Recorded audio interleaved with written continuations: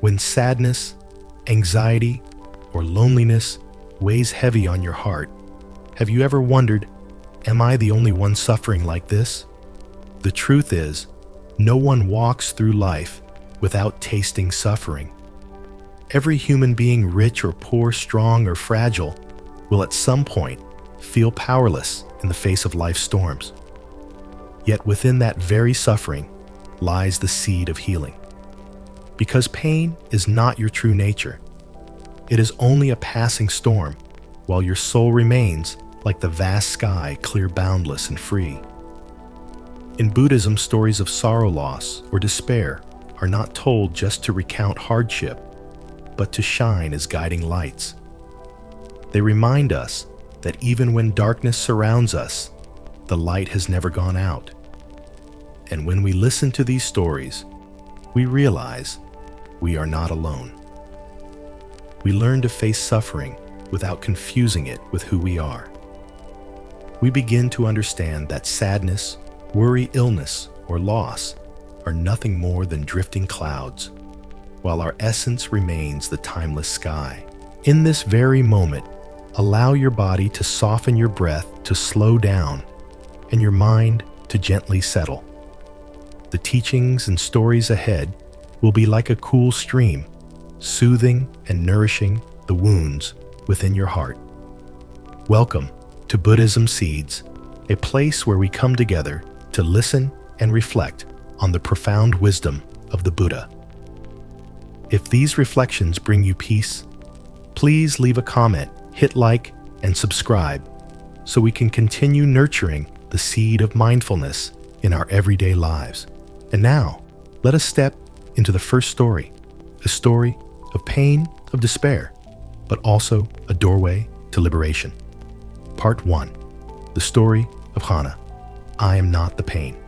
My friend, perhaps in your own life, you have faced moments like this when physical or emotional pain became almost unbearable. When each breath felt heavy and each passing minute seemed like a trial. Some endured in silence. Some wished to give up everything.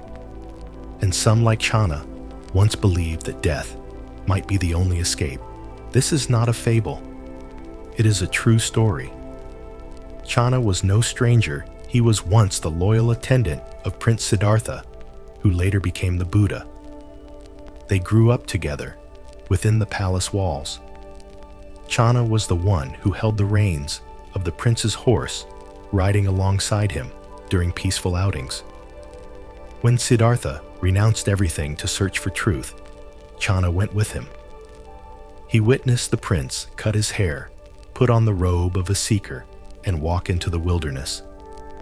And when Siddhartha awakened as the Buddha, Chana too took the robe, becoming a monk devoted to a life of meditation and simplicity. Chana had walked the path of enlightenment from the very beginning. But time spares no one.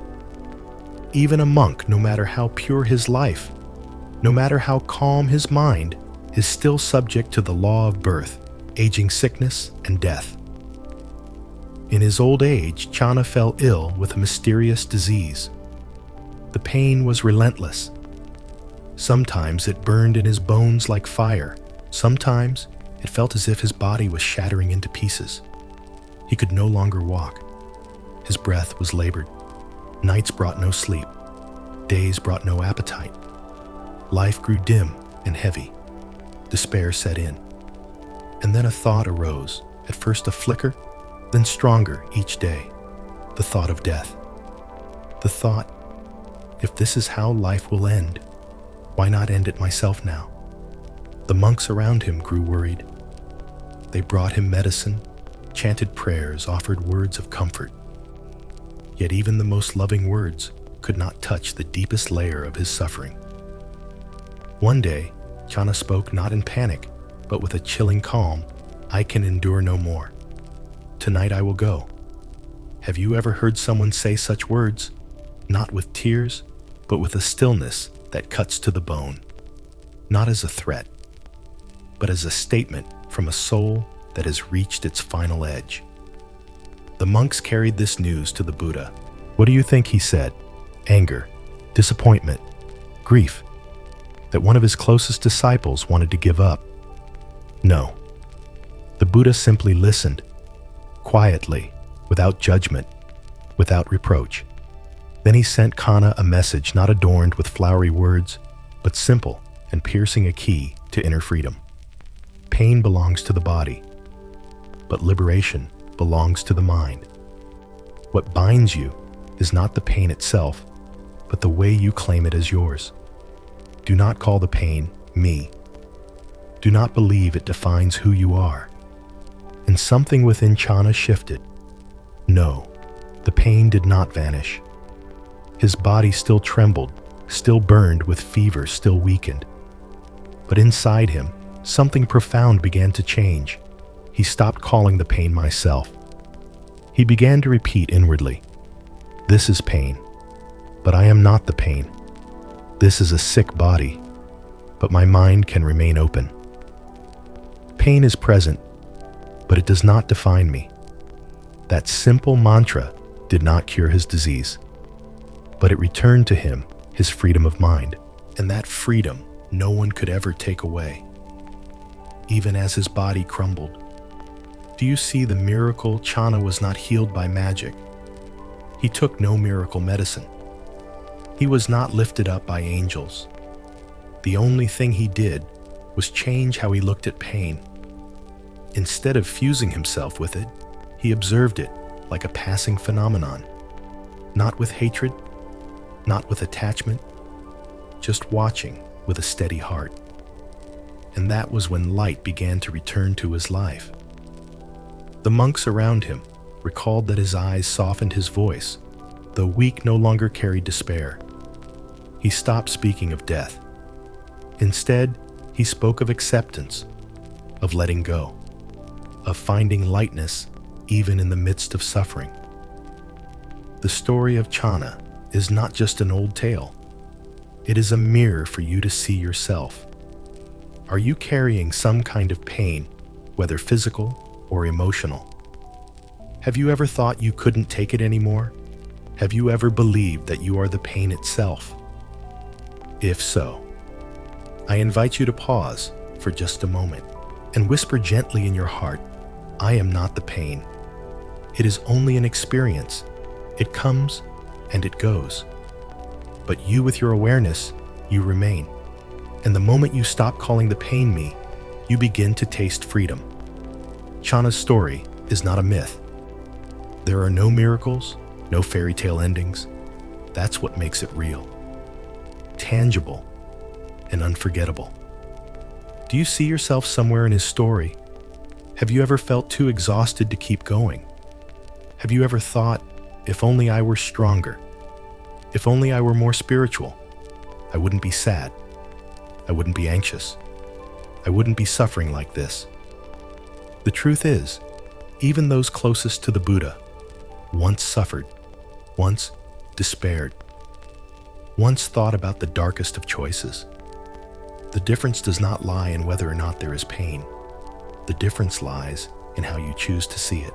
Do you call it me, or do you simply call it a passing feeling?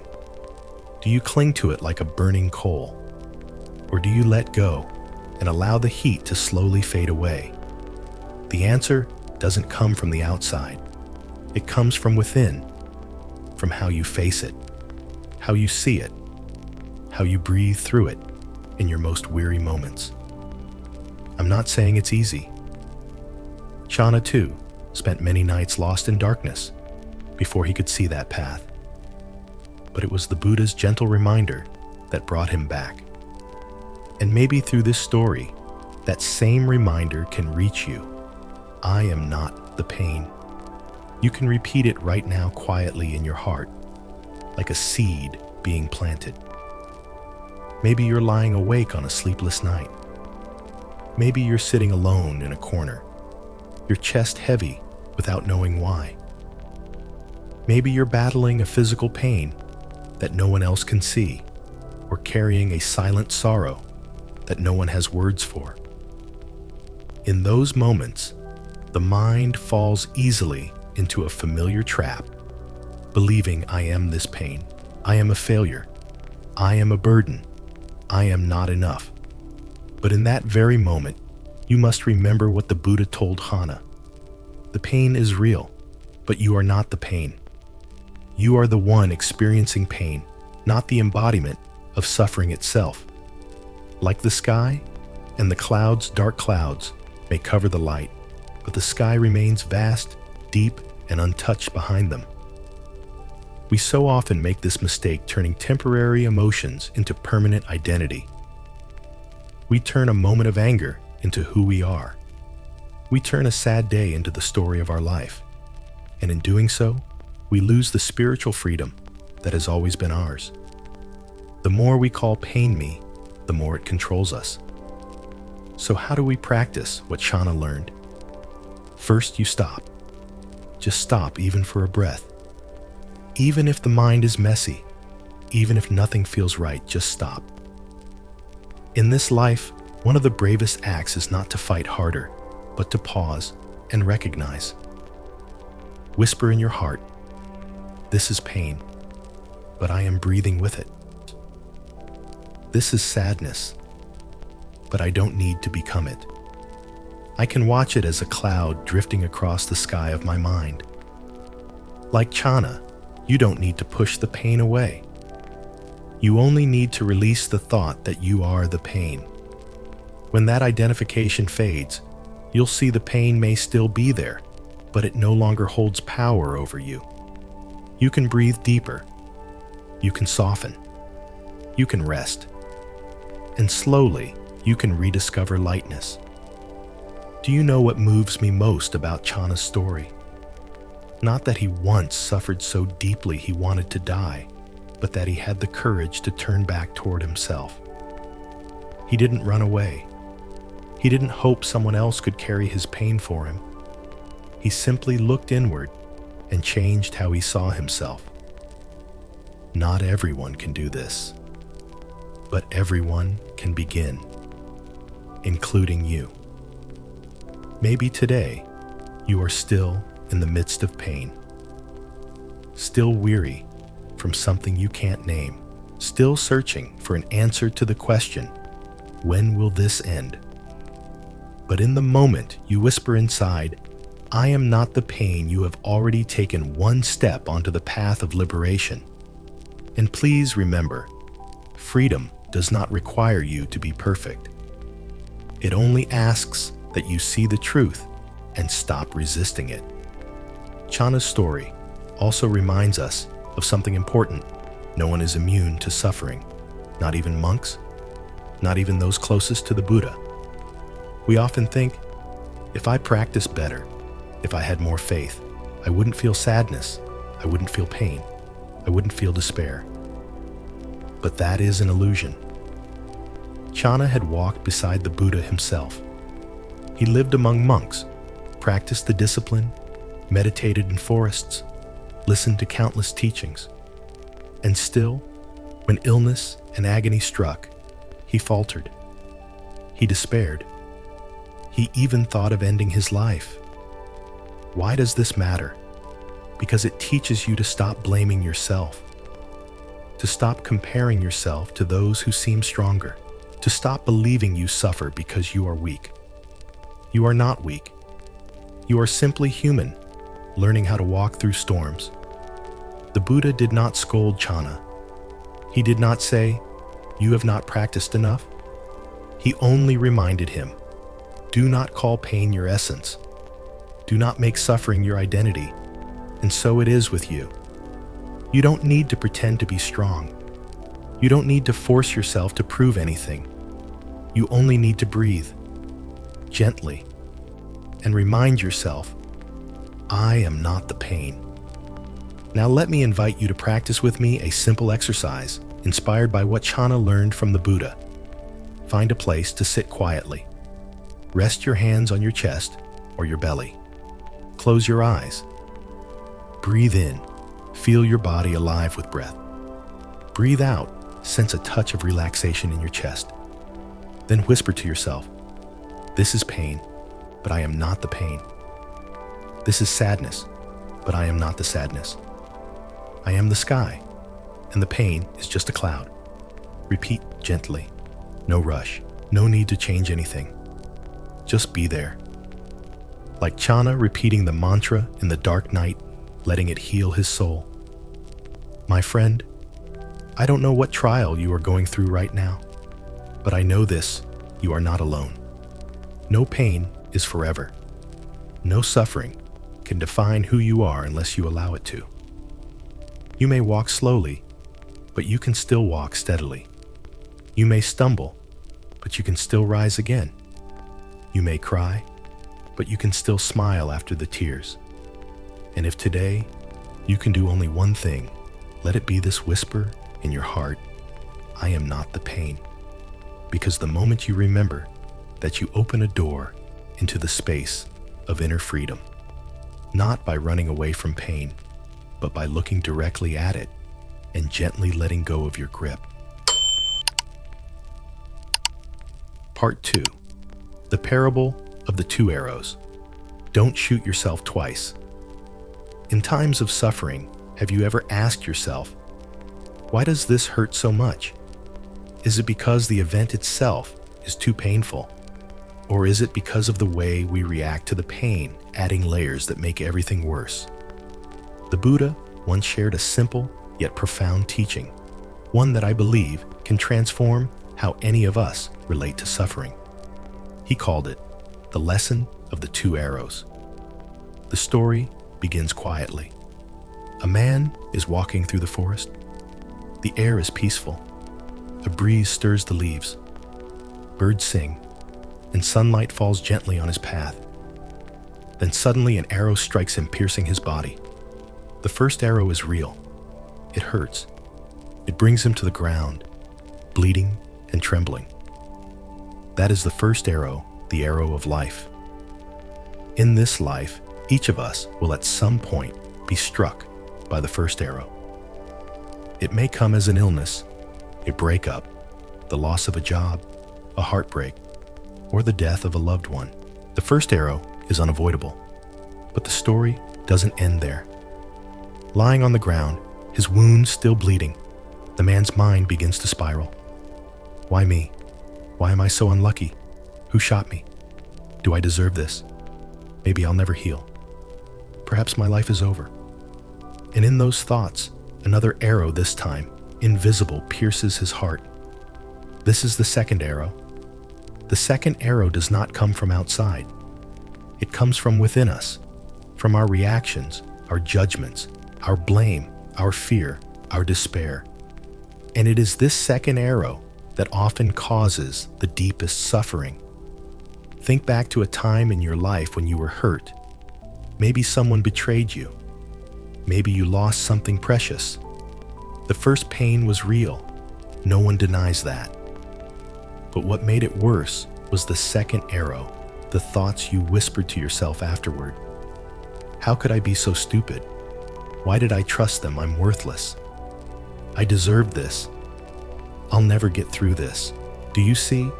Those inner voices were the second arrows, you shooting yourself again and again. Here's the painful truth. The first arrow strikes only once, but the second arrow we can fire at ourselves every single day. So pause and ask yourself, in your life, how many times have you been struck by the first arrow? And how many times did you shoot the second arrow into yourself? For example, when someone leaves you, that is the first arrow. But when you say to yourself, I'll never find love again, I'm unworthy, I'll be alone forever, that is the second arrow. Or when illness strikes, that is the first arrow. But when you begin to think, I'm a burden, I deserve this, my life is over, that is the second arrow. The sad reality is this: in most cases, we cannot control the first arrow. But here's the miracle. The second arrow we can choose not to fire. You may wonder, how do I stop shooting the second arrow? The answer is awareness.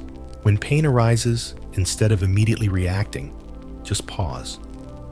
Notice what is happening inside you. Whisper quietly to yourself, this is pain. This is loss. This is hurt. Nothing more.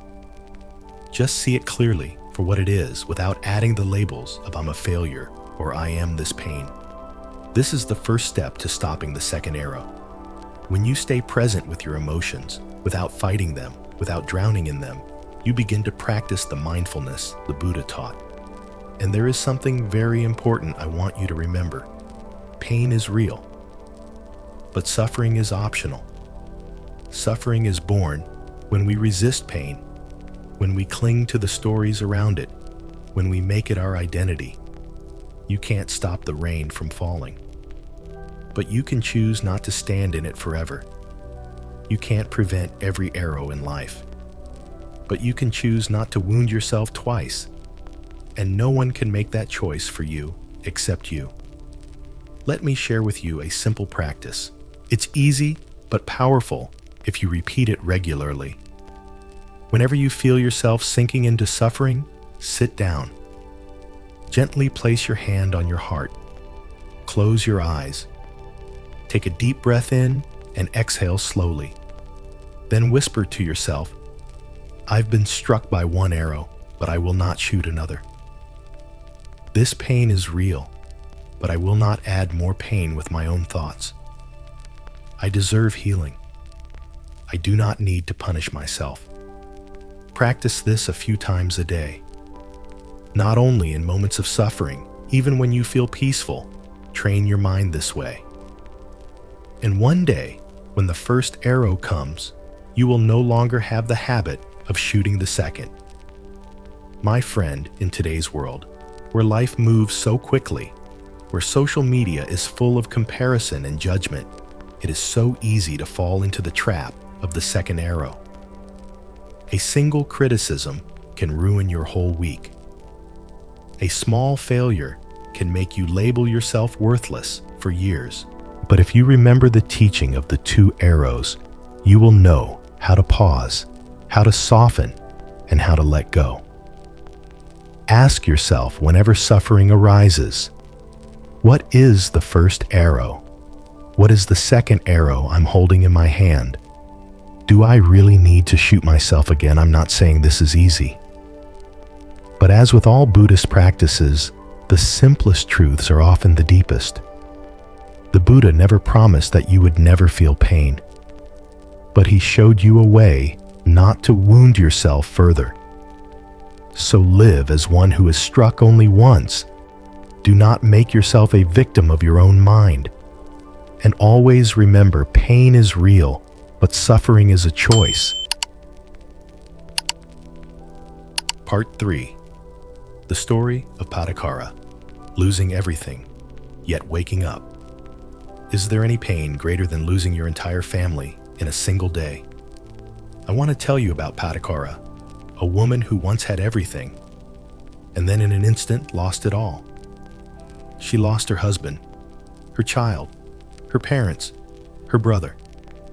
She lost so much that she nearly lost herself. Pattakara was born into one of the wealthiest families in Savatthi, a thriving city of that era. She grew up in luxury silks and music blessings and admiring eyes. Her parents expected her to marry within her class, to live a life of status and comfort like a rare flower raised in a walled garden. But Pattakara's heart chose a different path. She fell in love, not with a nobleman, but with a servant from a much lower class. She chose love over convention, and so she ran away. They lived together in a small straw hut outside the city. No wealth, no servants, no gilded life. But there was love, and for a time that was enough. Then she became pregnant for the first time. Though she had left her family, Pattakara still loved her parents deeply. In her heart, she wished to go home at least to give birth safely, to be forgiven, to be able to call herself their daughter once again. But her husband, afraid of scorn and harsh words, tried to stop her. She decided to go anyway alone. Heavily pregnant, she crossed a wild forest as labor began. In the woods, with only the wind and the rustling trees, Pattakara gave birth. No mother at her side, no hand to hold. Only her, the untamed world, and a tiny life resting in her arms. Her husband eventually found them gathered mother and child close, and in that fragile moment, they decided to return home. They still had each other, and that was hope. But then the weather turned. A violent storm swept in. Rain poured like a curtain. Wind tore through the trees. Thunder ripped open the black sky. With no shelter, her husband told her to stay put with the baby while he searched for branches and leaves to build a roof. He never returned. A venomous snake had struck him down in the dark forest. Patakara sat there clutching her child, waiting in the storm. Each cold drop like a needle, each second like a lifetime. By morning, only the rain stopped. Her husband did not come back. With nowhere to turn, Patakara set out once more, alone now carrying her child, heading to her parents' home. On the way, she reached a river, swollen and raging after the storm. The current was too strong. She knew she couldn't carry the baby across safely. So she placed the child on the near bank and waded over, first planning to return and carry the baby across. But as soon as she reached the far bank, a hawk swooped down, mistaking the baby for carrion, and carried the child away. She screamed, ran back, but it was too late. In one night, she lost her husband, and by morning, she lost her firstborn. The suffering did not stop there.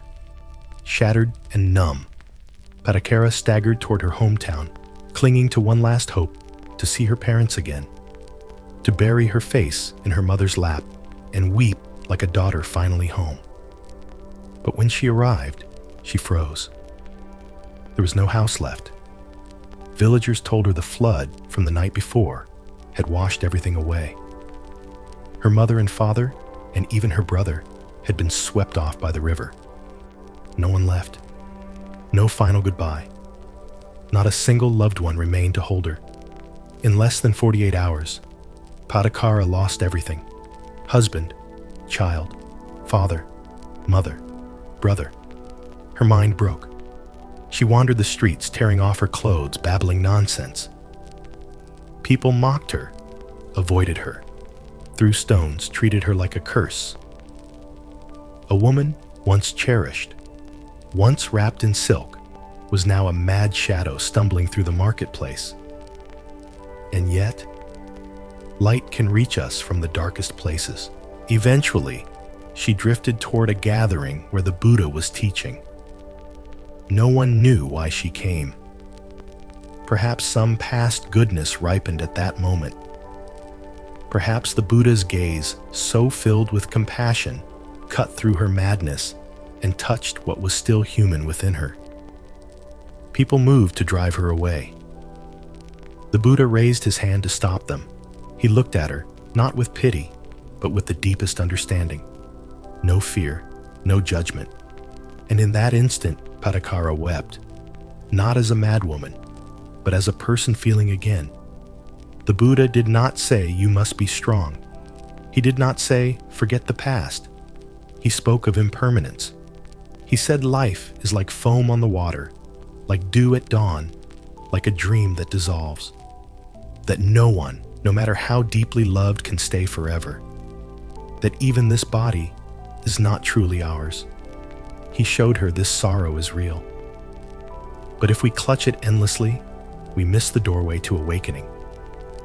Patakara listened in silence, like a lotus just rising from the mud. From that day, she asked to ordain. She practiced under the Buddha's guidance.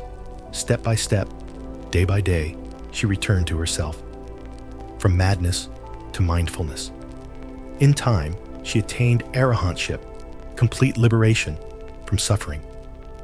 Can you believe it? A woman who had lost everything, who had been rejected, who had raved like a mad woman before the crowd, became an awakened one. But that is the truth. Because the light doesn't arrive when you're perfect. It arrives when you have nothing left to cling to and still choose not to give up. If you are grieving now, if you're moving through darkness, If you feel unseen and alone, remember Padakara. Know that there is still a path ahead, a path that leads you home to the brightest part of your own heart. You don't have to move quickly. You only have to stop turning your back on the light. There are pains that have no name. They don't just make you cry, they stun you into silence. You can't speak. You can't think. You can't feel. It's like a wave tearing through, leaving you collapsed among the ruins of your own soul. Have you ever felt that, as if the world has crumbled around you? No hand to hold, no voice to call, nowhere to return. It's a loss not only outside, but inside a vast, cold emptiness opening in the heart. And the frightening thing is, you still have to breathe. You still have to live, even though everything inside you feels broken. In moments like these, we often believe we're the most miserable person in the world, that no one understands. No one has been here. No one can touch the silent scream within. But something strange happens when you stay still long enough. You begin to hear yourself. Not the voice of blame. Not the question, why me? A deeper question. If everything I clung to can be lost, what remains that is the beginning of awakening? Awakening doesn't come like magic. It won't erase your pain overnight. It won't bring your loved ones back. It won't wipe your memories clean. But it does one essential thing.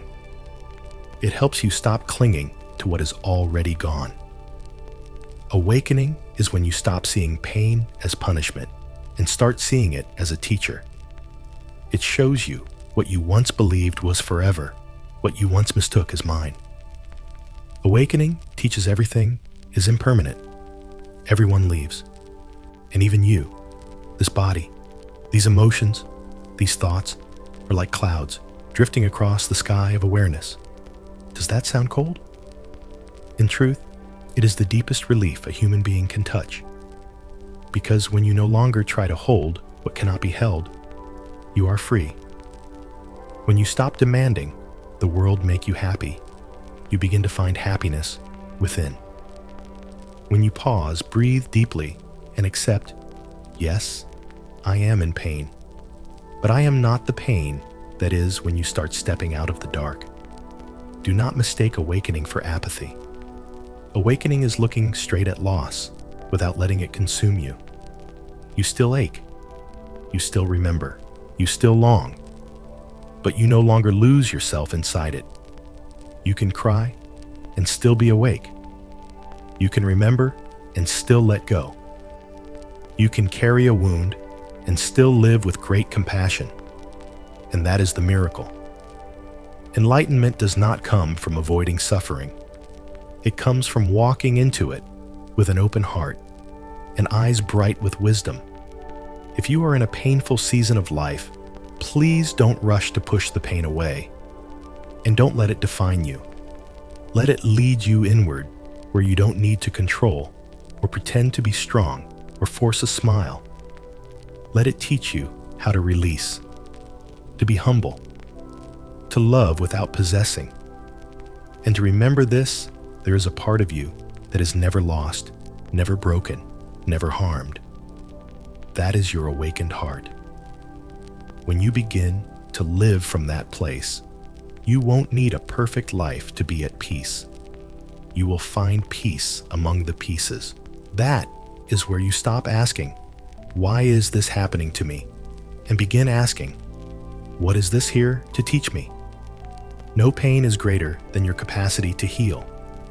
No loss is stronger than the light within you if you choose not to give up. The path is hard, but you are not walking it alone. Every tear you shed is part of the journey back to yourself. And perhaps, in the very moment you feel most broken, is the moment you begin to truly live. Part 4. The Middle Way. Neither harsh asceticism nor indulgence. There's an image I always remember when speaking about the middle way. a single string on a musical instrument. If you tighten the string too much, it snaps. If you leave it too loose, it won't make a sound. Only when it's tuned just right, not too tight, not too slack, does it create a harmonious tone. Your life and your practice open in the same way when you learn to keep the string of the mind at a balanced tension. Long ago, even the Buddha, the one who understood suffering and awakened to ultimate truth, walked both extremes before discovering the middle way. He once lived in luxury, surrounded by comfort and affection. Then he renounced everything and entered a path of severe asceticism so harsh that his body became little more than skin and bones. He fasted, sat motionless in the cold, and breathed as little as possible, hoping self-mortification would lead to liberation. But his body nearly collapsed. He could touch his spine just by placing a hand on his belly. A light breeze could have knocked him down. At that very brink, during a moment that seemed small, insight dawned. He remembered a childhood memory sitting under a rose apple tree, his mind naturally calm, no forcing, no resistance, no drifting. He realized liberation is not found in extremes, but in the middle way, grounded in understanding balance and wakefulness. From then on, he abandoned self-mortification. He bathed, ate moderately, and quietly walked to the Bodhi tree. There he meditated without clinging to either indulgence or austerity, resting in a steady, balanced mind. And there he awakened completely. This isn't only a historical milestone. It's a clear mirror for you, for me, for all of us. Are you holding yourself too tightly? Some people eager to become better load themselves with expectations. Every day feels like an exam. Every small mistake triggers guilt and self-reproach. They believe that if they're just stricter, tougher, more controlling, they'll finally be good and worthy. Eventually, they grow exhausted, tense, and disconnected from themselves. Others swing the opposite way. They let everything slide, stop caring for body and mindset, no boundaries, and drift through habits that quietly erode their lives. In time, they feel empty, unsteady, and lost without knowing why. Both paths, harshness and indulgence, pull you away from inner freedom. I'm not here to dictate how you should live. I'm inviting you to look honestly and gently at yourself. Maybe the string in your heart is wound too tight or hanging too loose. Maybe you're repeating the very extremes the Buddha already explored, and he left this lesson not to boast, but to help you wake up before you go too far. The middle way is not living half-heartedly. It isn't compromising with what's harmful or excusing laziness.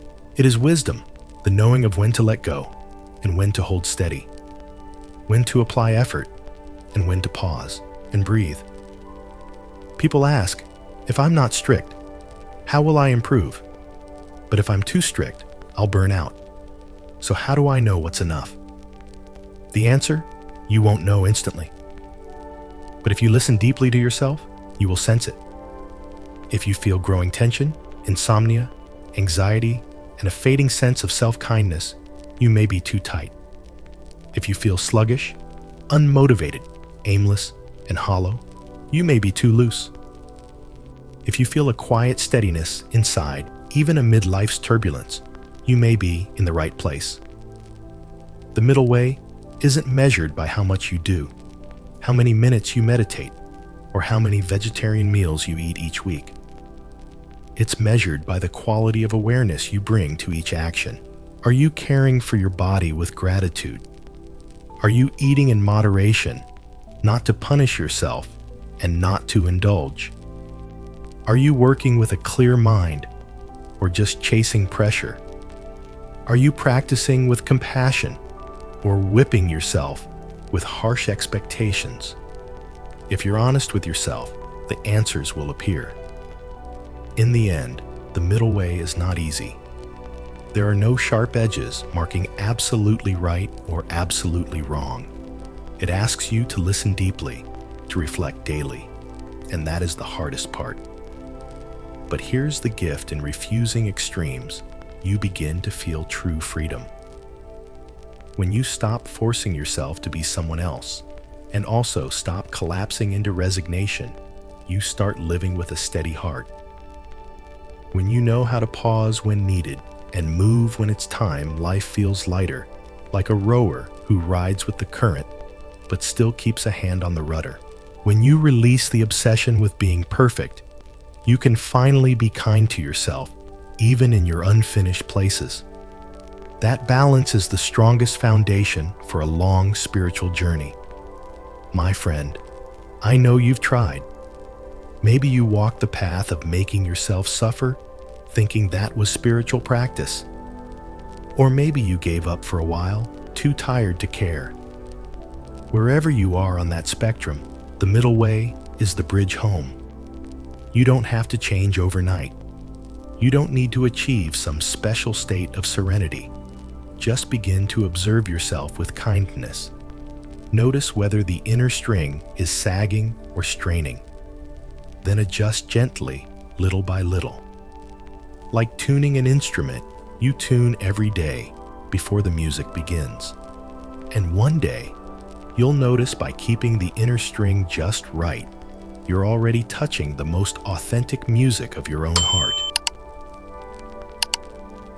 Part 5. You are not alone in your pain. I know. There are moments in life when you sit alone in the dark and ask yourself, why is this happening to me? Why can others live in peace while I have to endure such loss? And then that feeling of isolation spreads inside you. You feel misplaced in the world, as if no one could possibly understand what you are going through. But my friend, let me say this clearly. You are not alone in your pain. You are not the only one who has been wounded. You are not the only one who has cried in silence or wished for release from suffering. Look back at the stories from the Buddha's time. There was once a man named Hana whose heart was broken after losing his loved ones. He was drowning in grief so deep that he no longer wished to live. Through tears, he asked, "Why did this happen to me? Why must I carry this unbearable loss?" The Buddha looked at him quietly and asked, "Do you think you are the only one who has lost someone? Do you believe you are the only one who knows sorrow?" Then he told stories of others who had also wept, also lost, also felt they could not go on.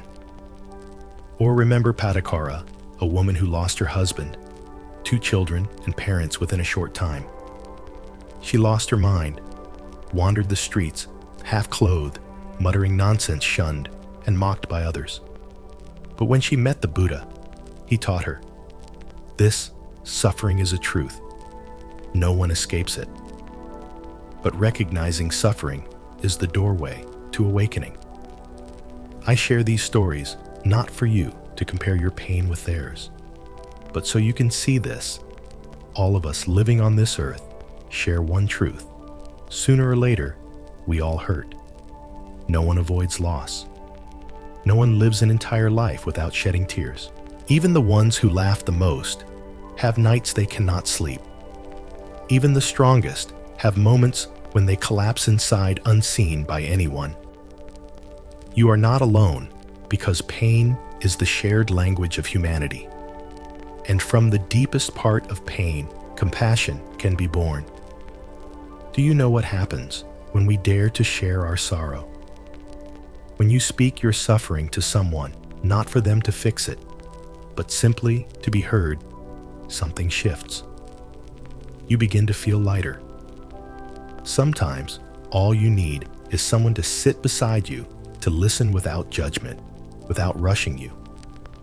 That alone is the first step toward healing. There is a Buddhist teaching that says suffering is the first truth, and sharing suffering is the beginning of compassion. I have seen people carry silent pain for decades.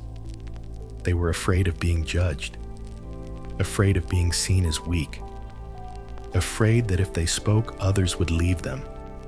But in truth, it is the hiding that makes pain unbearable. Unacknowledged pain is like an untreated wound. It doesn't disappear. It festers quietly, eating away inside. Imagine someone clutching a broken clay pot.